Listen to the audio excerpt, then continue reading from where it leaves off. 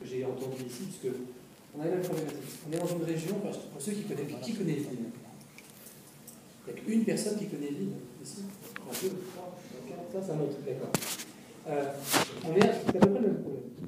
On est une ville vraiment au cœur de l'Europe, on est à 1 heure de Paris, même pas 50 minutes de Paris, 30 minutes de Bruxelles et à peu près 1h10 de Londres. On est une ville de passage où à l'époque les trains passaient, ne s'arrêtaient pas, réellement.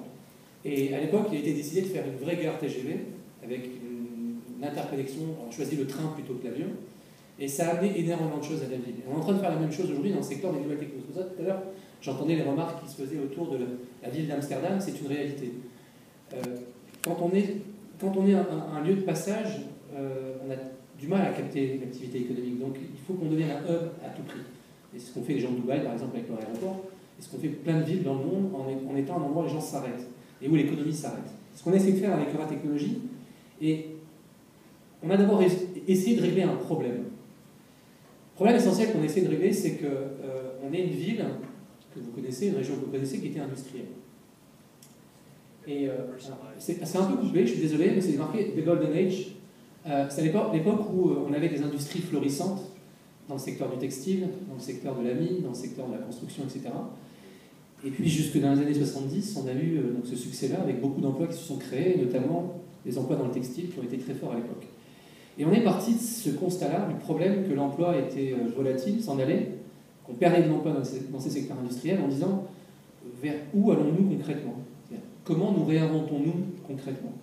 Et on est parti d'une usine textile, qui est une première réalisation, en disant rien ne se perd, rien ne se crée, tout se transforme. Et on est parti de cette usine textile-là pour créer un véritable événement à Lille, qui est la création d'une Digital City à partir d'une ancienne usine textile. Donc, inscrire notre développement économique sur la base de notre histoire. Cette usine qui s'appelait Le Blanc-Lafont, voilà notre héritage. En 89, cette usine est fermée. Et cette usine avait 4000 salariés dans le secteur du textile. 4000 salariés, c'est énormément, c'est beaucoup, hein, on regarde une région comme celle-là. 4000 salariés, une usine qui ferme, les industries qui s'en vont, notamment la production qui part en Chine, notamment, et 4000 personnes qui arrivent à un certain âge qu'il faut reclasser. Alors on a pris ce symbole pour réécrire une histoire, réécrire notre histoire économique en disant ce que nous avons réussi dans le secteur de l'économie textile, nous allons le réécrire dans les industries du futur et notamment l'industrie du numérique. Et en 2009, donc 10 ans après, enfin 20 ans après, mais après 10 ans de travail, nous avons lancé notre premier bâtiment, qui est un bâtiment qui lui est orienté... Alors j'ai entendu tout à l'heure le discours de Beritech, dans lequel on se retrouve beaucoup. J'ai discuté avec les gens de l'ADR avec lesquels on se retrouve beaucoup, et je me dis qu'à un moment donné, ce qu'on a fait, nous, c'est un mix entre l'endroit où les gens développent des activités et l'endroit où les gens réfléchissent à développer des activités. C'est la concordance des deux qui a fait Eura Technologies. Tout ça ne s'arrête pas là. Il y a ce premier bâtiment sur lequel on a investi beaucoup d'argent, qui aujourd'hui accueille des entreprises dans le secteur des nouvelles technologies, petites, moyennes et grandes. Mais tout ça s'inscrit dans une zone, qui est une zone qui fait aujourd'hui 100 hectares.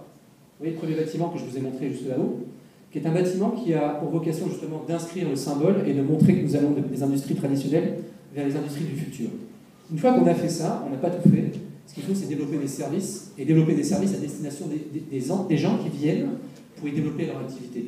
Alors, je pourrais en parler des heures, ce n'est pas l'objectif, parce que j'ai un modérateur qui est assez pointilleux sur le temps, mais je suis à votre disposition pour répondre à vos questions, je vous dirai ce qu'on y fait concrètement. Merci.